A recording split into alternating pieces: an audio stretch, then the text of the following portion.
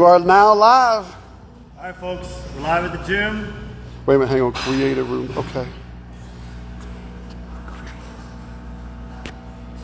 We have anybody? Okay. No.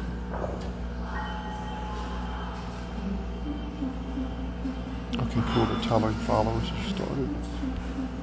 Oh, it's live. I think. Is it over live? Yes. Sorry, folks. We're just trying to figure this thing out. Technology and I don't get along. And I don't want to break this phone because it's not mine.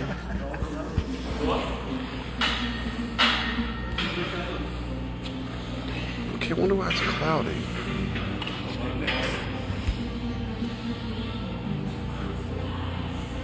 Yes, okay. Next. Oh, it's just telling you. Yeah, it's just helping you, like a tutorial. All right. Cool. We should be live, right? Yes, we are live now. Hey, Susan, if you would come on back over, please. So you just want to so season. So you want here? You talk. I'm gonna get out of the sun so you can get in. So out of the shadow. There we go. So today we're gonna upper body today at the gym, and we like to start out with some soft tissue mobilization to get the body primed and ready to go. Joints are working. Sometimes we have limitations, and a lot of us tend to skip that stuff, and we go right into our exercise, and we have faulty movement, and we just keep reinforcing those bad movement patterns. We want to get away from that. Okay. So Susan here has already kind of rolled out a little bit, so we're going to take her through some shoulder mobilization, some thoracic extension, all that stuff. First thing we're going to do is come over here and grab PDs. Now maybe you have a broomstick at home, something like that. Anything that functions as a stick. A rope, a band, a sock, exactly. a T-shirt. I'm serious, folks. It don't have to be. Just be creative. So what I'm gonna have you do is lay on the ground. First thing we're gonna do is we stand with our legs bent, our knees bent. Let's focus on our low back. So we want to make sure that we're pushing our low back into the floor. All right. Once that is pushed into the floor, I want you to grab an overhand grip with your hands outside the shoulders. Okay, and I'm going to back away so we don't clash with our stick here. So as you are driving your low back into the ground, I want you to allow the bar to just come back. And if you can, touch the floor. I'm going to watch you do it. I want to make sure that she's eliminated the space on this stick field. So we need to drive that more. So you need to. So, folks, what you see when we're doing Right this now, is you want to make sure that you're This is keeping the it tactile constant. cue that we're using to make sure she's driving her low back into the ground. What we're doing is trying to focus more on the shoulder range of motion rather than her achieving that range of motion by her spine bending. So now what I want you to do is, instead of the overhand grip, I want you to put the dowel with the PVC right here. Good. So you have a neutral grip, palms are facing each other. We're going to do the same thing. So eliminate that. Good. All the way down towards the floor.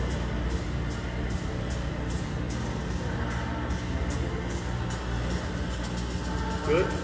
Come back up. And now we're going to have palms facing. Eliminate that space. Push. Good. See, I can even see. Later, Jay. See you Friday. So the rotation of the hand grip just puts the shoulder in different angles, engages different musculature around, and it's testing our range of motion or limitation. You should be able to test the ground. But don't give up your low back in the process, okay? Now we can always add weight to this. I'm going to grab a 2.5 pound plate, and I'm just going to slide it here. And you're going to do the same thing, just start overhand grip.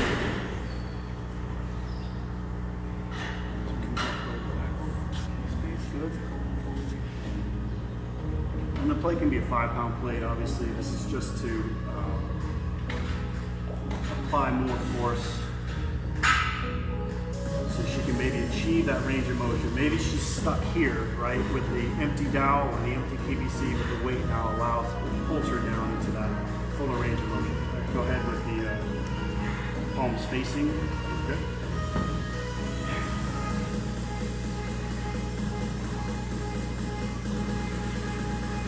Keep checking for that sweet good. And now, palms facing. Facing you. Good. Underhand grip. Alright. Yep, that's right. Engage. Good. Very good. Very good. All right. Make sure you use this safely.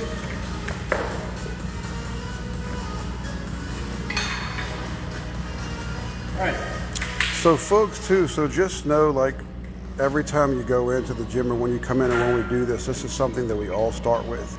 And we generally have a structure on the board that we like everybody to follow, but once you've established yourself here, we've established where your imbalances are, then from that point forward, we kind of almost expect you to be able to go and do this process. So when you come in, whatever's on the board's on the board mobility-wise, but at that point, you take over, you do what you need to do. And then, and then shortly thereafter, we get rocking and rolling together. And even more importantly, if you can start doing this stuff on your own, we try to have folks do at least 15 minutes a day, every single day outside of the gym, ideally, to where you're doing your homework. Because you don't want to come in and take your test and then test your test, or you study for your test and test your test in the same day. So do your homework, do your studying, and then when you come in to lift the weights, it's like then you can build on what you've done versus trying to come in, do your mobility work, do all your work, then doing your strength work. After a while, it gets to be overwhelming, and there's only so much in the tank that we can do at one time. So all of a sudden, you do your mobility stuff at home, the night before, whatever, you come in 5 minutes, you're ready to start rocking and rolling. Okay, anyway, we're going to get on to the next. Okay. So our first movement today is an Olympic movement called the split jerk. We've been working over the last several weeks on progressions to get to this stage. You just saw Susan working on overhead mobility. So the jerk is going to test her overhead mobility. We're first going to start with the PVC. Once you get to the point where you're familiar with it, you've already practiced load, maybe PVC is just too light to start with. We're going to start with behind the neck. We're going to go up on our toes, and then we're going to, as we drop into the split stance, we're going to punch the dowel overhead. So what we're working on is trying to get that dowel back, the shoulders back, and her trunk and head through, and that's a good position. Great. So guys, if you notice when she's doing that, when you're laying on the back, that's exactly what you want to try to mimic, right? That's why we got your hands over your head trying to reach back, right? That's going to be trying to complement exactly what we're trying to accomplish here. And so what we know about a lot of the population is their upper and mid-back thoracic spine is extremely tight and pushed forward. And so what we try to always do here is put an emphasis on those areas and those aspects. And whether it's an upper body movement or a lower body movement, that upper back is going to cause negative patterns, and no matter what exercise it is that you're doing. Yeah, right. Let's grab the 35. And then next at the same time, so it's 10 o'clock, and Susan's here doing her thing. Chris is here doing his thing, and he's going to be benching today, working up to a 3-rep max RPE of about 9. Then we're going to get into some down sets of somewhere around 93%. And then today, since we got the Murph coming up, and that's kind of crazy, but for what we do here, not everybody here is powerlifters, nor do they want to be powerlifters, but they want the attributes of a powerlifter. So, and then from there, we got the Murph coming up on Memorial Weekend, and so he's going to do just a little bit of volume, or very light volume with his accessory work, and then from there we've got Murph pull-up, push-ups, and air squats. And for him, with Chris, I'll have him wear a 20-pound weight vest to do that. So, we always try to tailor things according to where people are at. And like I said, we understand that not everybody wants to be powerlifters, but you do want to move well, and we do know strength equals quality of life. And even more so importantly, as we start to age, strength is king. Mobility is queen, conditioning queen, or vice versa.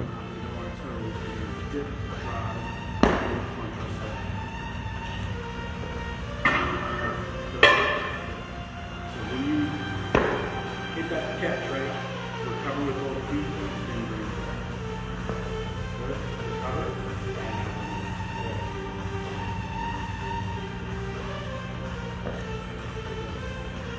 Grow into the movement if you're comfortable. Just try to be a little more aggressive on that. And so, and also too, here at the gym, as you see in this group, we got 2 people. Group training. So group training is not 10, 15, 20 people. We can't really handle that in quality and do the quality that we expect for us. It's too, it just can't do it. And so all of a sudden you have 2, 3, 4, 5 folks, everybody kind of doing their thing, getting what they need, and, you know, playing off of one another. For the accountability piece, just the little tidbits of things, adjust this, do this mobility work, add this in. Just, you know, once you get everybody sharing and learning how to be transparent and work together, all of a sudden, it's not about what they're doing, it's the intent behind it that's going to really give you the best overall results.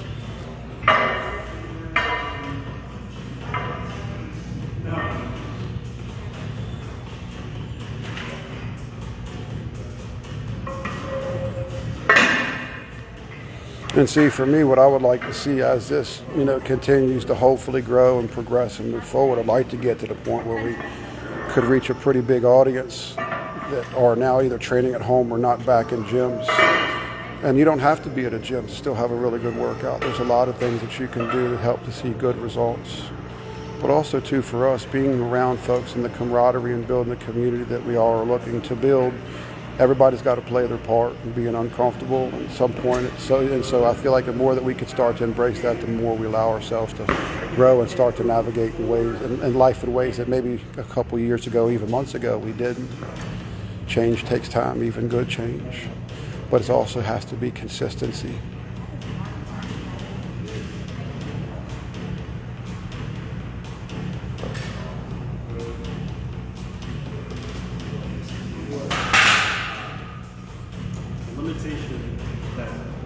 The limitation that she's been dealing with is just locking out of the elbows. Even when we try to address wrist issues, we're on the ground. We want to have that ability to lock out the arms, because when we go overhead, we need that lockout. So if we're having issues locking out, that's probably why we're still having a little bit of issue locking out. Now, let's say you don't have a bar, but you have some dumbbells. You can still do this movement.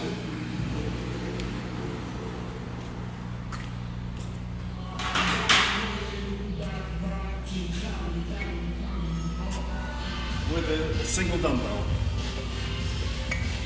So the movement is on your toes, weight right here out in front on the shoulder, and then as you leave your feet and drop into the split, punch into the lockout. And it should be opposite side of you, the lead leg. So if my lead leg is here, it's opposite on you. You practice. Let's try the right arm, because I know that was the arm that was. But I usually have my right leg forward. This time we're going to split.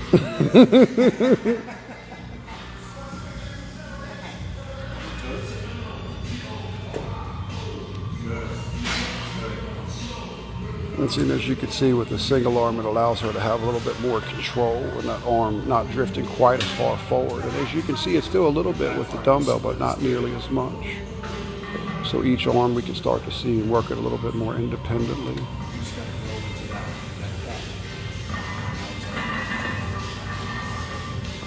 Pause. Maybe catch it again. Pause. Just going to make sure that we're not right. We have weight over our trunk.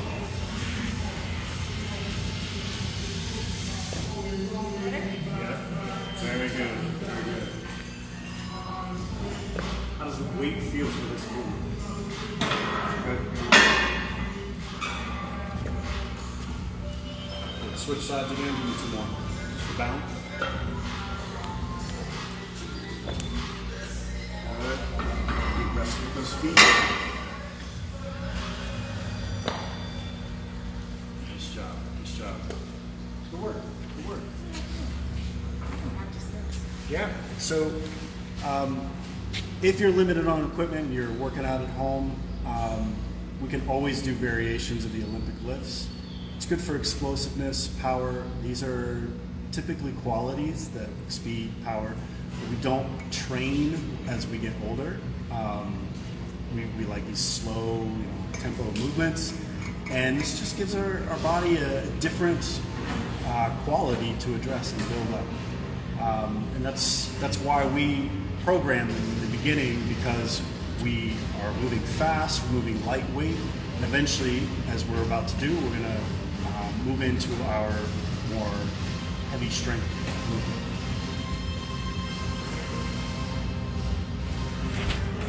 And so I was just going to touch on that a little bit, guys. So a lot of what we see, as what Gene was saying, is as we get older, we have a tendency to, or we do get slower, and we also get weaker as well. And so a lot of times, with trainers or with people that lift, a lot of times when we lift, we have a tendency to use a slow grinding strength, and that's kind of, so there's two parts to strength. You got max effort, where you've got the ability to be able to grind and produce force, but there's also the other counterpart to that, which is the sub-maximal weights at maximal speed to develop explosive power. And so, and anywhere, depending on the athlete or the individual that you're working with, that number can be as low as 30 and as much as 80. It really depends on the individual.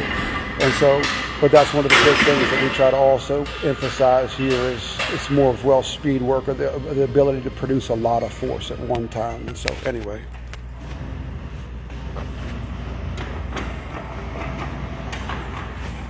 This is cool because I think I'm talking a lot and ain't nobody to listen. Well, we had 1, 2, 3. We had like 6 or 7 people joined in that they're not anymore.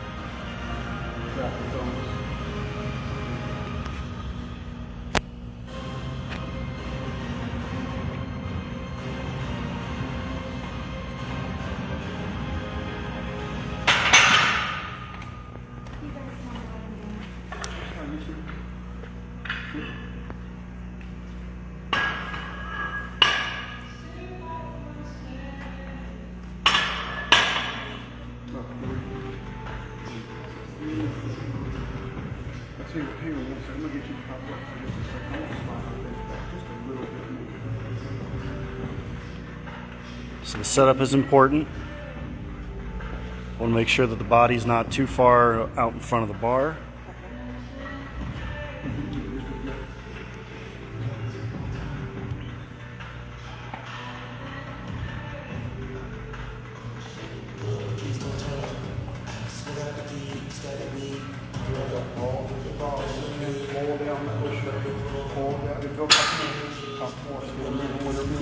Pull down, push up. Good, push hard. Like you made the push. Good, one more. Good. So folks, as you were just saying, as we get warmed up, I want them to produce force. And so if you're not intentful about moving fast or deliberate about what you're doing, your body absolutely will not give you that. And that's why we're so intentful. Really, like, we do a lot about being intentful. I think that's where you're going to get your best results from. It's not reps, it's not sets. It's to a degree not even exercise selection. I mean, that's a little bit, but I think really where you're going to get most of your value is in the intent that you have with that. And so with your warm-ups, I mean, everybody's going to be a little bit different. It's like there's really no right or wrong answers when your body feels good and primed for that movement. Now, you don't want to fatigue it, but you just want to neurologically prime it for heavier loads if it's strength. Or if it's reps, you want to be making sure that you're being able to move at optimal speed. Another thing that we talk about here, instead of stringing reps together where you're just kind of 1, 2, 3, 4, think about doing 4 sets of singles. Each one is really crisp and really sharp, so you're going to be able to get the most out of what you're doing versus just kind of laying down in 3, 4, 8, 10 and kind of just using. That's it. We try to do it to feel a bit more. And think of almost everything's done in singles. Now, once they get a lot better at that, once they can own that, then all of a sudden, then we start putting the reps together. But in the beginning, we really try to teach kind of breaking them into individual rep versus bringing it together. Easy,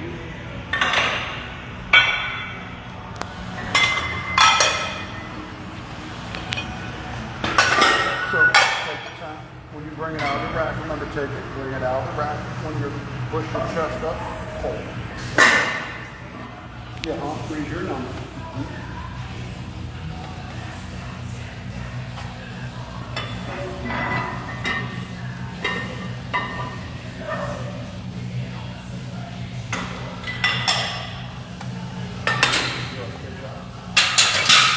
So I don't know if you guys are seeing, but did you notice that time? And it's probably her nervous. It's also breaking in new patterns. Breaking into new patterns are hard because it's the little most mundane things that we don't even think about in our daily life that we continue to do that bring no value.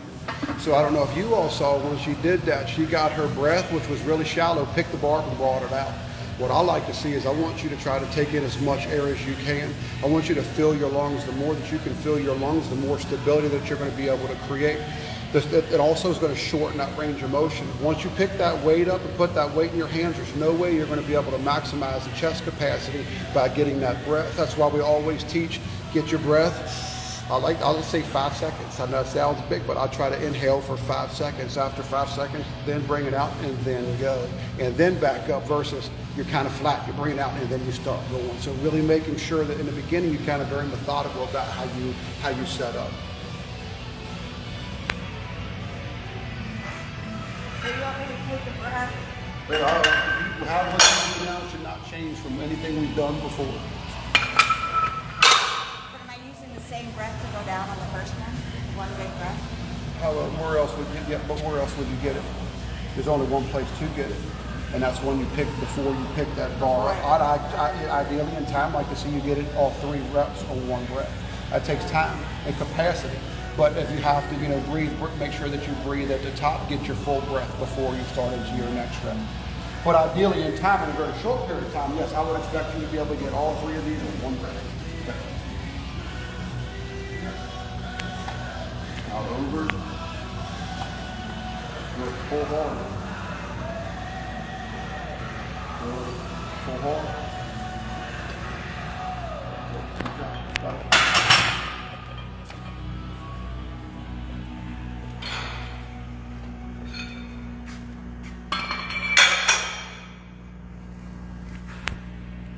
Justin, what do you think is good rest time in between sets like this when you're going low reps, a little heavy? So that's a tricky question in the sense that depends on how well conditioned you are. The better conditioned you are, the shorter rest you can take in between sets and still be able to produce maximal force. But in the beginning, I would minute and a half, start with that, and then gradually try to maybe work down to where within a minute or so you're getting your set. Or if you've got somebody that you're training with, especially in the beginning, when you have a couple people, it makes it nice because when you do your warm-ups, for us, they're back to back to back to back to back. There is no rest. And then once we start to get to the 60, 70, 80%, then we start to take a little bit longer rest and then as guys start to fade up, we start to pick it back up again. Mm-hmm. So yeah, really the better conditioned you are. So with that, again, it's not really a right or wrong answer, but the better conditioned you are, the shorter rest you're going to need. And that's another thing. Who wants to spend 4 hours in the gym? If nobody has enough time, how would sitting around for 10 minutes in between sets be effective for anybody? Yeah. And so I'm lifting heavy weights, so you're fat and out of shape. Get in shape. You want to be in shape. You know what I mean? So it's just like, we're power lifters. So like that. So is she. She wants to be strong and have the same attributes, but she's not resting 5 minutes in between sets. So, okay. Enough of that, I won't talk about that longer. You're good. I know.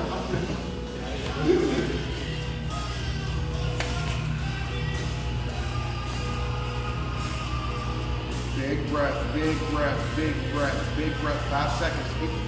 You're good.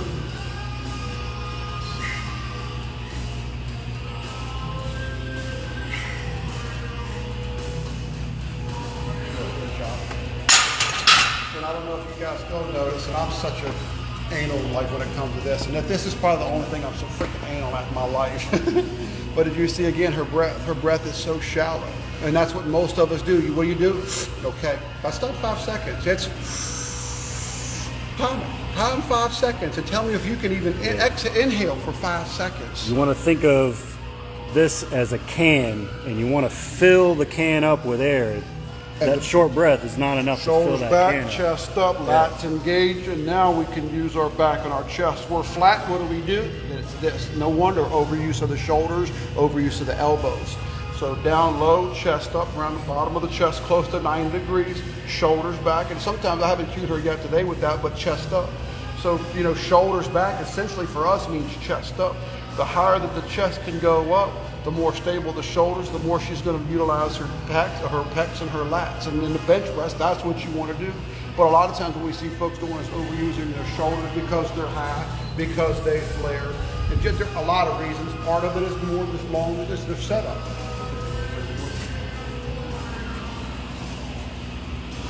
You want to feel him?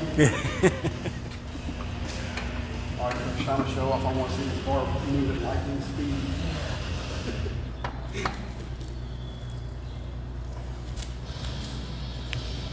And what's that?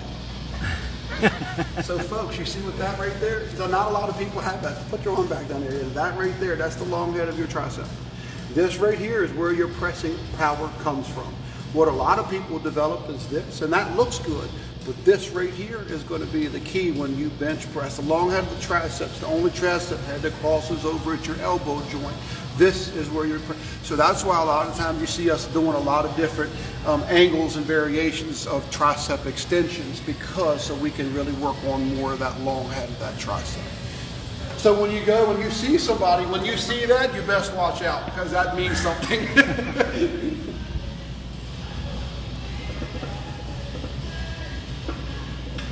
Hey, would you come up top and so we get so we can hang on. Yeah. I want you to shoot.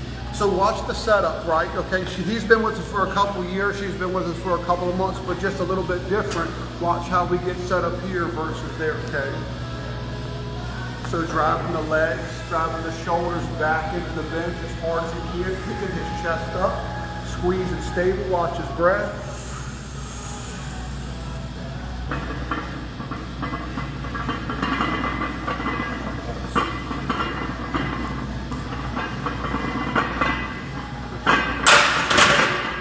And as you see, you didn't have to say pick up, hand out. It's just kind of almost how we roll here in a sense, like you suck in as much breath.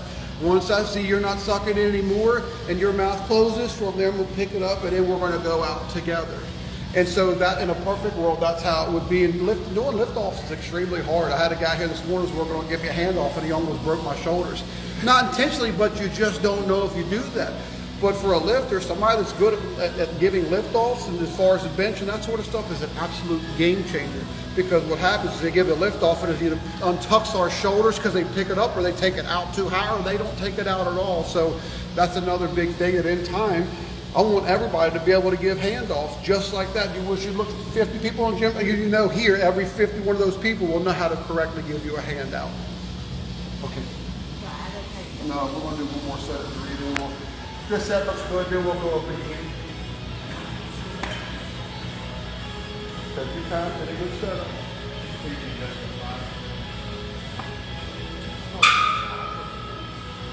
You're running the show, but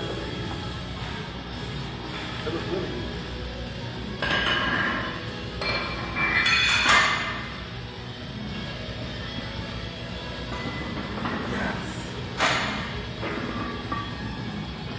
Good. Don't hesitate on the way down. Once you go, commit all in. Good job. I don't know if you all noticed that time. You see her breath? It was much better. So just that little bit of breath is, I would almost, if I was a bet man, which I'm not, if I was a bet man, I would guarantee you that breath is what allowed her to be able to come down with a little bit more speed, and that more speed down is going to give you more carryover back on the way up. And so that's another thing we always talk about, is being as fast as you can. It's not fast, it's controlled. And so always work on trying to bring that bar down with as much speed and control as possible, because the more speed you can bring down, the more carryover you're going to have back up the other side.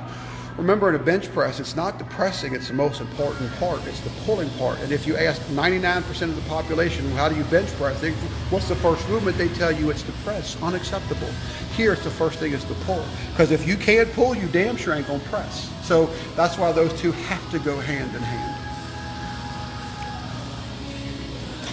How you feel? All right. Good?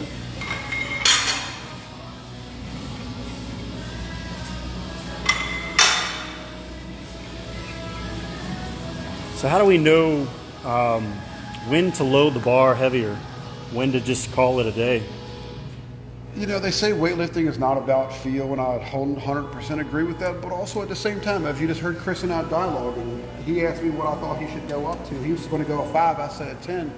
He's driving. I'm just co-pilot. I can see and understand what I understand, but never you're going to feel and know what you feel and know. And now, know in the beginning, it's going to be messed up because where you think you are and where you are is probably not even close. That's okay. That's part of being vulnerable and learning how to address those sort of things so we don't live out the rest of our lives in that disarray, right? Because that's exactly what it is. And if we carry that in here, it's going to also be in every aspect of our life.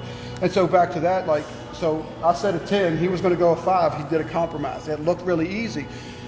So it's really what your goals are. We do a lot of RPE here, rate of perceived exertion. And so it takes a while to understand that, because when you're doing lower RPE, it makes it a little bit harder. But when you're in those upper echelons, it starts to kind of give you a better idea of a marker to where you want to, what you want to feel like, and it gives you like a solid marker to go off of. Go up, stay down. We've achieved what we needed to do for that day. Now let's go ahead and do our back down sets. What was your question again? Basically, how do we know what to put on the bar? So you said 10, 5, and you compromise in between. Yeah, and so like with Susan, she did that set twice. Her first set, I saw it was off a little bit, but it wasn't because of strength, it was technique. Now as a coach, and you understand that, you can play like that and know on your own, so I always go on the side of, I want you to move really well and be really crisp before we go up. So that's why that set looked better than her last set. This set we went up again. You know, we'll build on that, and then once we get to the point where she's slow, everything's breaking down, then we'll either start and do our back down sets, or maybe at that point, depending on where she is with her training, maybe that's it, and then we'll right into our accessory work from there. And I know you guys are going to probably bash me because she's been benching for 15 minutes. We're also recording video and all kind of other shit I'm running my mouth, okay? So don't judge us. As soon as you go.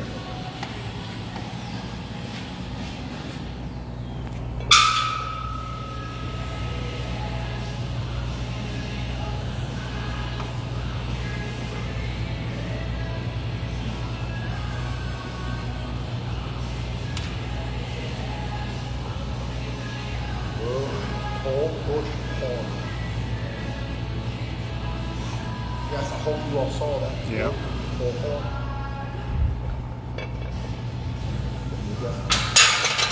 So today I think that we've reached and accomplished. That's an RPE 8, 8.5, 9. That's for today what we want to do. That's absolutely perfect. And as you can see, first one is a little sloppy. I don't know if you know why. It was just her setup. Her second one was better, right? And so third one you could see was just challenging. So for me, that tells me we're at her limit. She's got a really good work capacity. So that might be, so since we've reached that, I'm just going to take off 5 pounds total, or 10 pounds total, and then we're going to do a couple back downs with this weight, a couple sets here, see what it looks like, work back to where it was kind of that same sort of exertion, and we'll call it for her on a bench press today. And now we're going to see what Chris is going to do. No pulse. No, I want you to touch your back. Come down, touch your chest, I want you to accelerate onto your chest, fast and hard.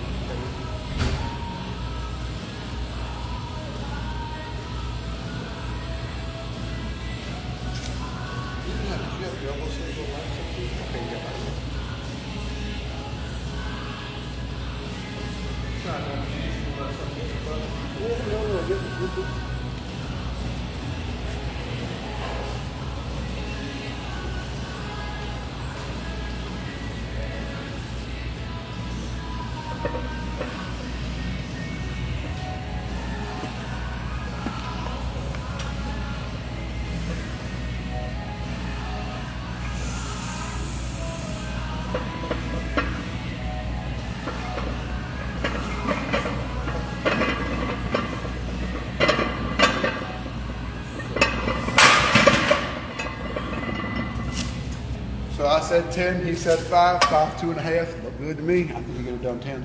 Yeah, I definitely. know he could have done 10. So your call. What do you think? I mean, you called this on our back down sets, or you feel like you got one more? Because you're, I mean, it's close. So we're within 5 pounds, 10 pounds. I can go up. That's only, I would, if it's 2.5, I wouldn't worry about that. I mean, it'd be more beneficial to start down. Oh, we're gonna go till we work back up to where it's a hard. I mean, we're gonna do triple, but that kind of hard. 89 hard. What's 93? 330. 305. These are 93. Mm-hmm. 306. You ready, Susan? Yeah, how many am I doing? You're still saying it through.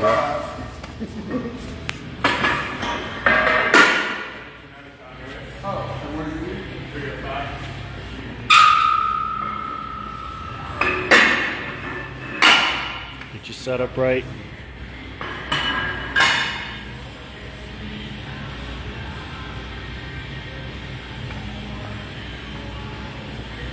Good.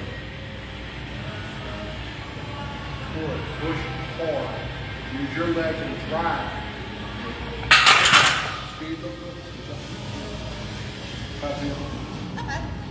This is a pretty decent job too. So we'll get a couple sets of this. But on the next one, we'll see if we. Go faster.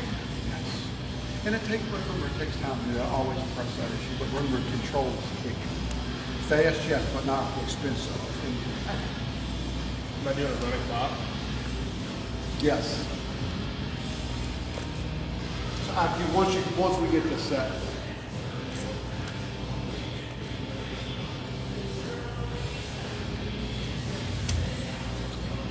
So people, if you're concerned about COVID, like we've got enough space in here, you can be 6 feet there, 6 feet there, 6 feet there, 6 feet there.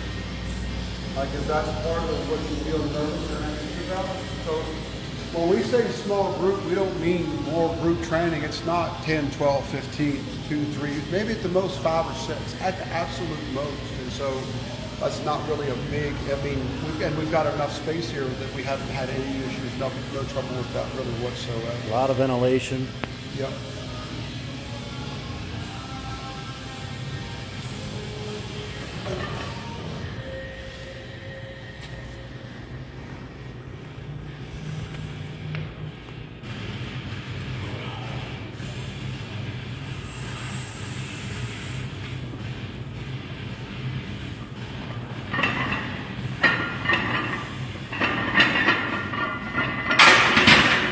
Give that one breath. You see like That's you fast. know much better. And yes, it's lighter, but that's kind of what we want to see, and that's what you should see when you do your back downs. That bar should be crisp because you're primed to lift more. And so with our back down sets, neurologically, you're primed. You felt heavy. Now let's try to make that move as intently as quickly as we can. Okay. Same thing. Oh, this looks so good. We also can see the difference between his setup on the bench, how he looks versus how Susan looks. Thanks, Steve. No, so That's what's great. yes, That's a good thing. That's such, because her watching that is going to help her build, so she can hear what I hear. But if we don't have the experience to understand it, all of a sudden you've got others to see it. So when I'm cueing them with the same issues you have, it also now gives us somebody else to visually see. So sometimes talking and feeling is hard, proprioception, awareness of the body is hard. But when you have 2, 3, 4, 5 other people that's got the same thing going on, or all of a sudden they say it in another way in which I do, but it gets the same point across, that to me it's worth its weight in gold. And to me it's really, that's how we learn and grow, being able to have different people and they hear things differently because they have different experiences. The more that we have that diversity and variety, all of a sudden, next thing we know, it's this. Because with enough people, that should never stop if everybody's got that mindset of moving forward, mentally, physically, spiritually, in all ways. Big breath, pull hard.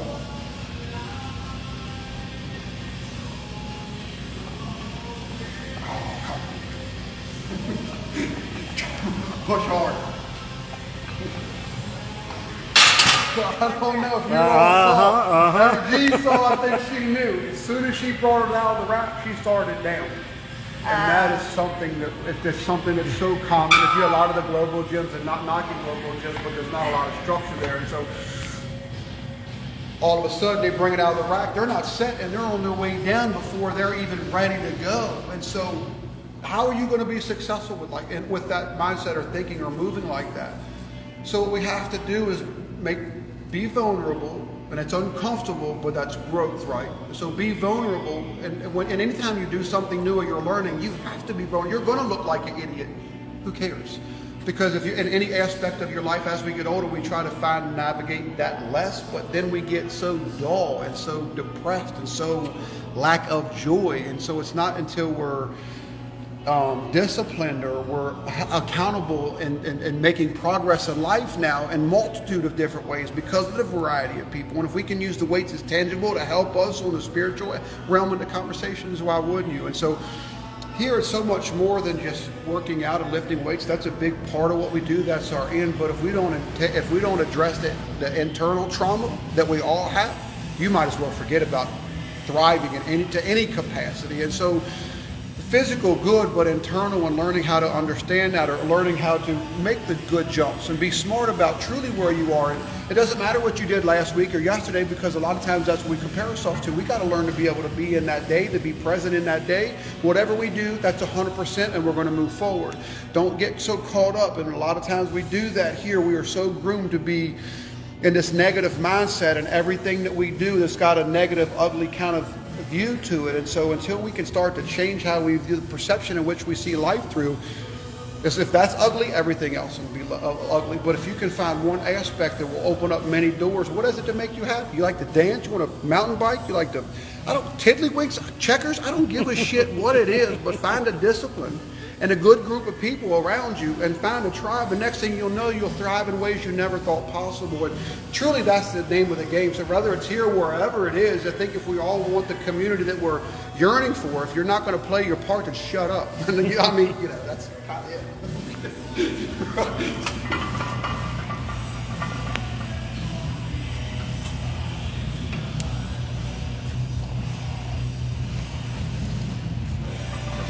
So Susan, do you see when he sets up how there's a little bit of an arch to his I back? have to do that because I see those other girls here. Yeah. So Those 50 powerlifters do that. So what he's doing is he's getting himself set up so he can drive from the floor through his legs. But how does he get the big arch in his back? Part of it is practice. You got to learn how to set up that way. You know how Justin was saying, you want to angle that chest back. That's achieving that. But like I said, part of it is just learning how to set up that way. If you were to get in and kind of grab the end of the rig and then kind of push yourself into that arch, then you would essentially get yourself in that kind of bent position.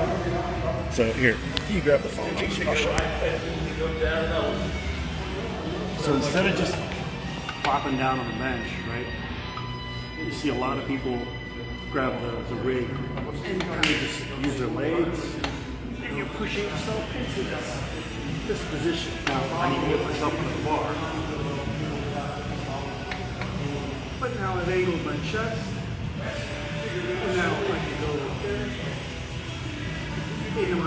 That looks very uncomfortable.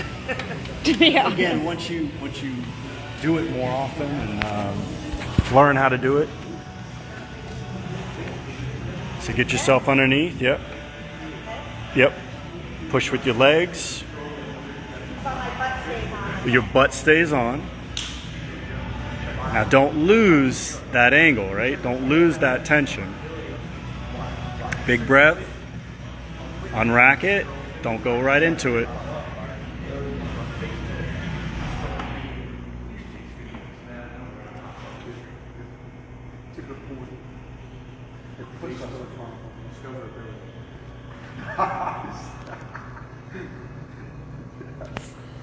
Yes. Nice job. Good job.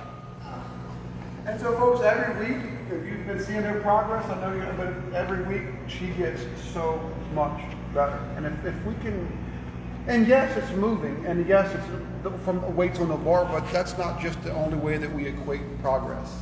How she moves, like the mindset, there's so many other pieces to that, but just what we see first glance, like every week she moves better and every week she gets stronger. What more can you ask for? If she's moving better and getting stronger, then that tells me in her life she's got to be making some pretty good choices. Now, once that starts to slow down or like that plateaus, then we need to get rid of some things or reevaluate, prioritize. Okay, this used to work, this is not. Let's get rid of this, let's add this. You know, then we'll look into her diet or her stress. There's a multitude of different ways to be able to start to address what success is and how we can continue to achieve it. It doesn't always have to be through the iron. Or maybe you were a college football player or played a college sport. You can't at 30 and 40 like you were when you were 20. And actually, truth be known, there's so many studies out there that say college level athletes, when they go in as a freshman and come out as a senior, they are stronger as a freshman than they are as a senior. Think about that.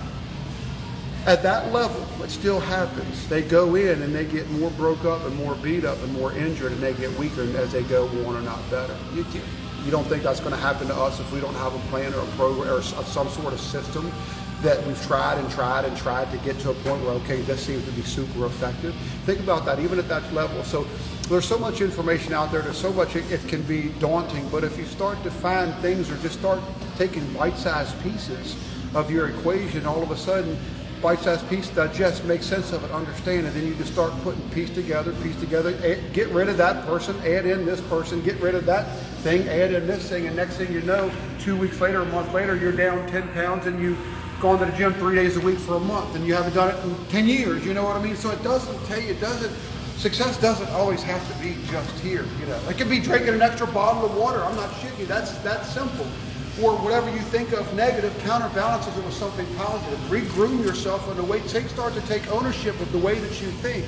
Because how we perceive things is going to be the lens in which we see it through. So as if, like I was saying before, it's always negative or ugly, or it's always poor me, this, that, and the other, that you're going to have that ugly perspective in every aspect. And you're not going to be able to be successful or move in a direction you want to when you're looking at life through that lens. Just like last time. Sorry, a little fast.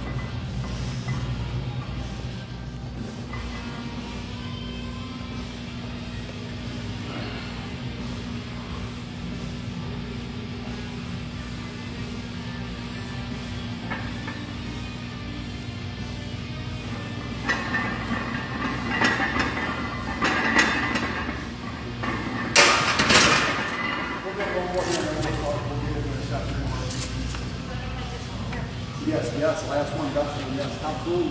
Push yourself into that. Yes, Good. Yes. Now don't lose it.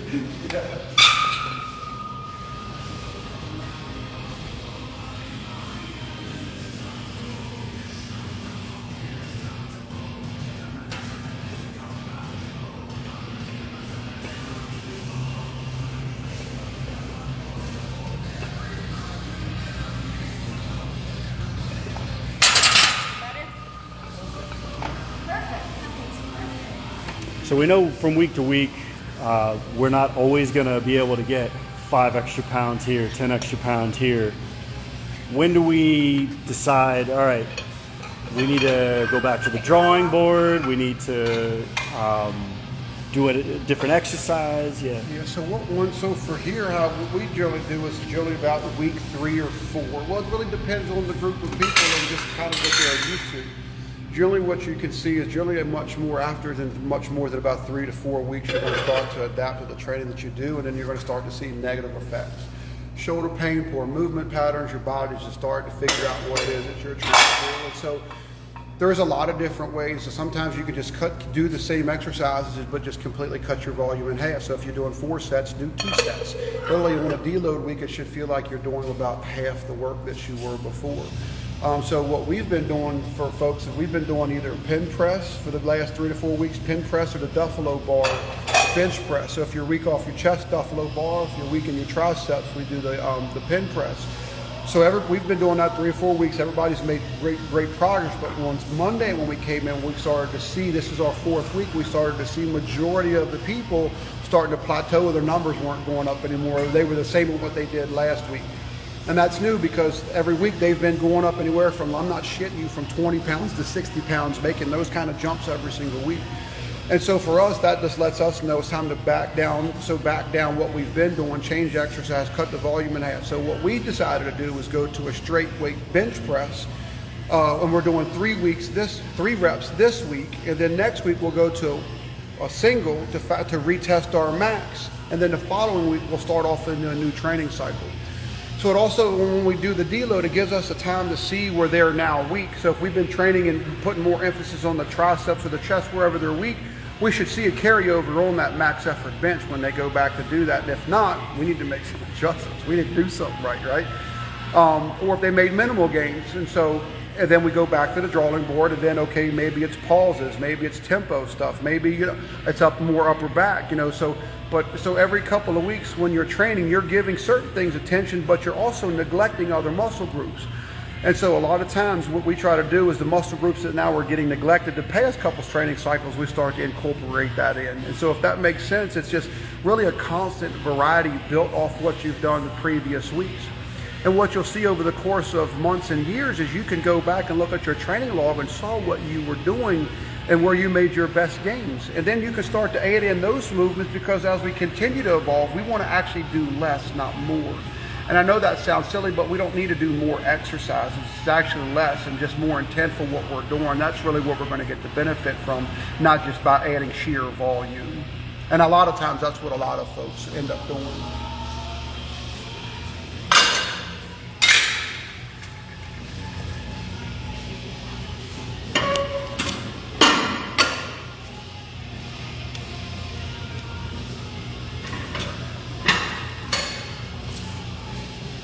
Susan, I'll tell you what to do. If you want to start, we'll go knock out the row, hamstring row, we'll cut it down like a 25. And what else did you have in doing, Gene, for all That narrow grip, yeah, close grip. Yes, ma'am. Yes. Let's go ahead and take off. Yeah, take it all off, and we'll put the 25 back on. What's this, 35? It's like 45. Like It look, yeah. hands like this? Let's go here. No, side, yeah. This? Yeah, so we want to initiate the pull here first and then the arms. Good. Do you know that's Facebook? Instagram, How many? 10.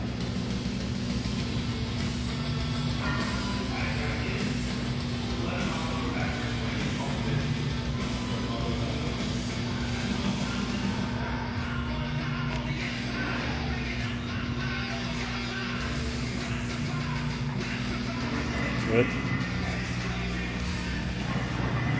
want to show me first? Though? Yeah.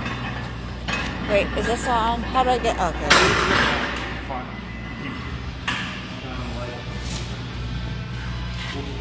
This back over here.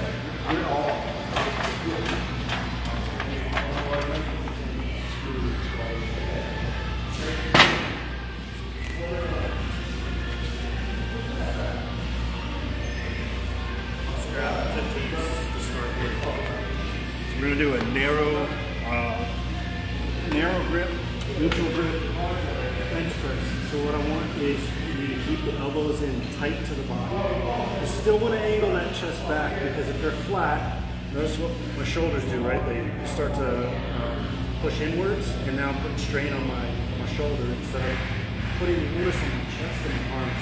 So angle that chest back, keep the elbows in tight, press overhead, squeeze.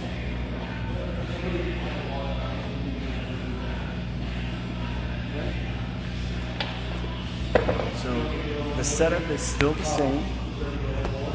You're getting on the bench just like you were getting on the bench for a bench press. So push those weights overhead. And we want to keep those elbows in tight. We want to keep the weights close to our body. Draw them down. Yep. That? Yep. So come down. I'm going to make sure they're in tight. Good. It's pretty light. Just like that. Yeah, pretty light. All right. Go ahead and trade them out. You see 55 Same thing, work it the same way. Everybody on these kind of, like good line, bottom left. You want the 90s over here? You get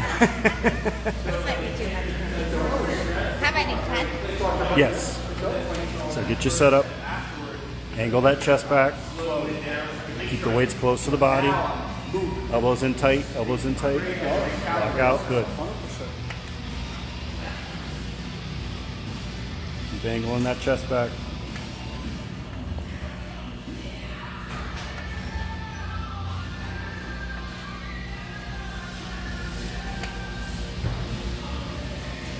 Say hi, Seth.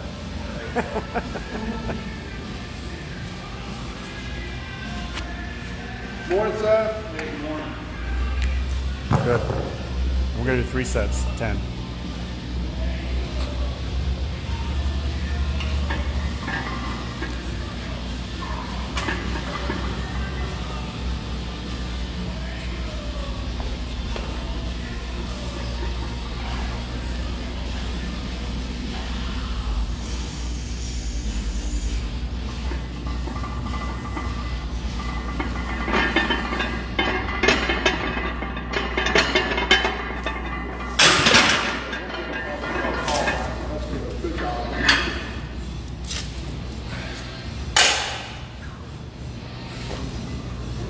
So I guess we'll cut. About an hour. Yeah, that'd be fine. All right. So folks, this is like the first time we've done this. It's kind of a trial and error. We're going to continue to do this, see if we can refine this, get more information out there. If you guys have any questions or anything, please don't hesitate to reach out. And then next Wednesday, we're going to be doing this again. Check up on our Instagram or Facebook about upcoming and doing the streaming and that sort of stuff, because I'd like to also do some lower body stuff in there as well. So yeah, thanks for chiming in today. If you guys have any questions, please don't hesitate to reach out. Thank you.